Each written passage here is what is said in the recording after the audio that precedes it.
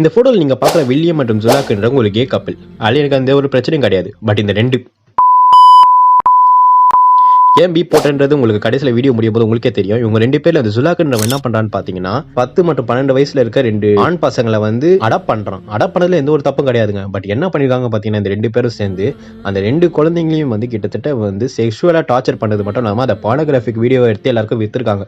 அது மட்டும் இல்லாம டெய்லி அந்த குழந்தைகளுக்கு வந்து செக்ஸ் டார்ச்சரும் வந்து கொடுத்ததா வந்து சொல்லப்படுது. இதுல இந்த ஜுலாக்ன்றவன் சொன்ன பாத்தீங்களா, இவன் வந்து ஸ்னாப் சாட்ல வந்து இந்த மாதிரி வந்து அவன் ஃப்ரெண்ட்ஸ் கிட்ட வந்து மெசேஜ் பண்றான், இன்னைக்கு நான் என் பையனோட வந்து இருக்க போறேன்றத. இந்த விஷயம் போலீஸ்க்கு எப்படி தெரிய வருதுன்னு பாத்தீங்கன்னா, ஒரு நாள் இவங்களோட பானோகிராஃபிக் வீடியோ வந்து யாரோ ஒருத்தவங்க லோக்கல்ல இல்லீகலா டவுன்லோட் பண்ணும்போது இந்த விஷயத்தை வந்து போலீஸ் கண்டுபிடிக்கிறாங்க.